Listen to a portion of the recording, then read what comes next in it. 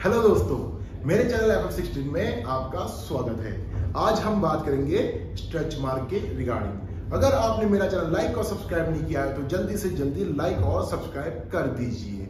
तो मेरे दोस्तों, अगर मैं स्ट्रेच मार्क की बात करूं तो हमारे देश में 90% लोगों को पता है कि स्ट्रेच मार्क होता क्या है, ठीक है, और 90% लोगों ने इसको देखा भी है। तो मैं स्ट्रेच मार्क की अगर बात पे आऊं तो ये कहीं ना कहीं हमारा कॉन्फिडेंस लो कर देता है या हमारा माइंड ऑफ अट्रैक्शन जो है स्ट्रेच मार्क की तरफ लेके जाता है। सोचो, अगर मेरे को स्ट्रेच मार्क है तो मेरा माइंड ये कहता है कि मैं हाफ स्लीव नहीं डाल सकता, मेरा स्ट्रेच मार्क दिखेगा, मैं शॉर्ट्स नहीं डाल सकता, मेरा स्ट्रेच मार्क दिखेगा, मैं काफ में स्ट्रेच मार्क दिखेगा। तो कहीं ना कहीं ये कॉन्फिडेंस को बहुत ज्यादा लो कर देता है। तो दोस्तों, ये स्ट्रेच मार्क होता क्या है?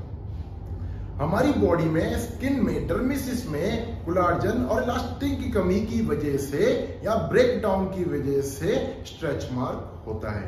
आपने स्ट्रेच मार्क अगर देखा होगा तो एक रेड कलर का होता है या मैं बात करूं पर्पल या मैरून कलर का होता है। वो जो स्ट्रेच मार्क होता है थोड़ा हाथ से टच करो तो फील कर सकते हैं। एक तो ये हो गया, दूसरा आपको दिखता है एक व्हाइट कलर का और बिल्कुल ही पतला या लंबा लंबा आपको दिखेगा स्ट्रेच मार्क। ये दो तरह के स्ट्रेच मार्क आपको दिखते हैं। अगर मैं बात करूं तो एक होता है आपका स्टीरिया रूबिरिया और एक होता है स्टीरिया अल्बा, ठीक है। जो स्टीरिया रूबिरिया होता है ये एक आपका first stage of stretch mark होता है। आपको इसी वक्त से उसका ध्यान देना पड़ता है।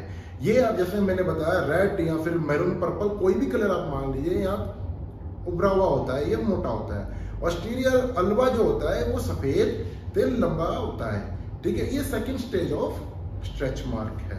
अब स्ट्रेच मार्क होता कैसे है, ठीक है। एकदम से बॉडी का फूलना या एकदम से बॉडी का बढ़ना क्या होता है कि ये स्ट्रेच मार्क को बनाता है हमारे स्किन में, या एकदम से वेट लॉस करके बॉडी को एकदम कम करना।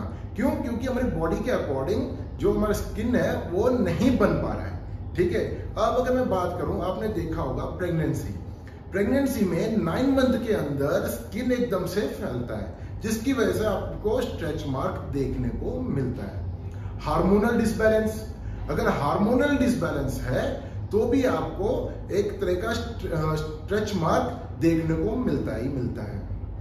मोटापा, अगर आप एकदम से मोटा हो रहे हैं, मैं एकदम से खाना शुरू कर दिया, एकदम से मैंने मतलब कुछ भी खा रहा हूँ, बॉडी ने वेट गेन करना शुरू कर लिया, बॉडी में पेट ने बढ़ना शुरू कर दिया। आप देखोगे साइड में आपको स्ट्रेच मार्क दिख रहे हैं या पेट के नीचे आपको स्ट्रेच मार्क दिखना शुरू हो गया है या थाइज में दिखना शुरू हो गया है। सेम बॉडी बिल्डिंग में आ जाता है। बॉडी बिल्डिंग में चाहे मैं जिम करूं या मैं प्रोटीन खाऊं या हेल्दी खाऊं, है ना, या अच्छा एक्सरसाइज लगाऊं, है ना, तो बॉडी मेरा बढ़ना शुरू हो जाता है, मेरी बॉडी अच्छी होनी शुरू हो जाती है। मैं क्या करता हूं, देखो जी यहाँ स्ट्रेच मार्क आ गए, यहाँ स्ट्रेच मार्क आ गए, तो वो कहीं ना कहीं स्ट्रेच मार्क को स्किन में बनना शुरू हो जाता है, ठीक है।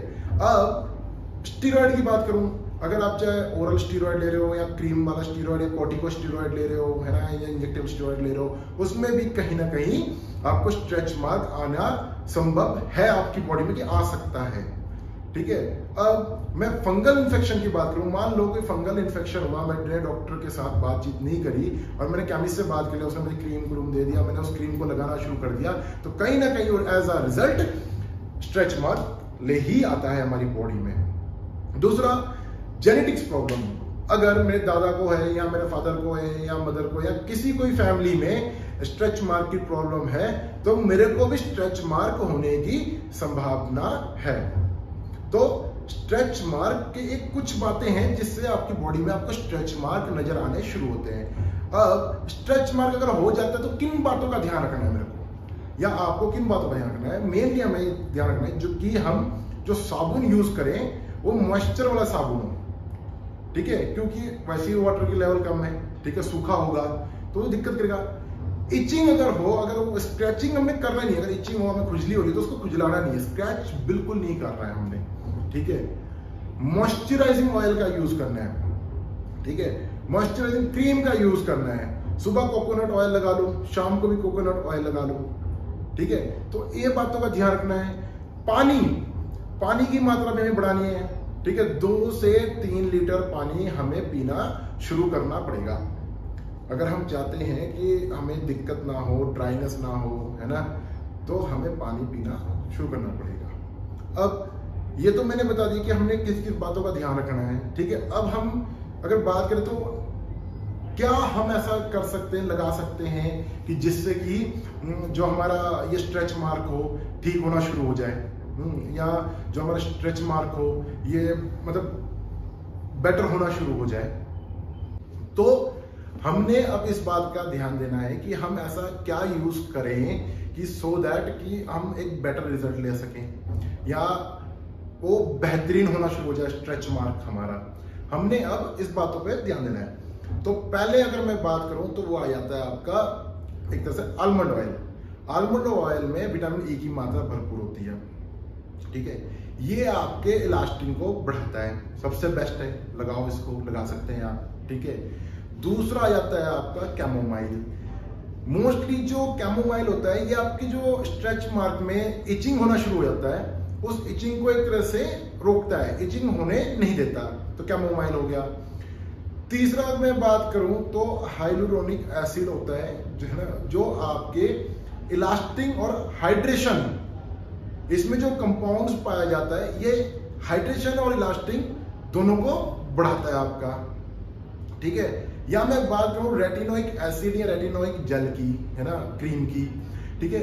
ये ऐसा होता है कि ये आपका कोलाजन प्रोडक्शन को बढ़ा देता है। इसमें जो कंपोनेंट्स होते हैं ये आपके कोलाजन को बढ़ाना शुरू कर देता है। तो ये कुछ चीजें हैं जो आपके स्ट्रेच मार्क को ठीक करता है।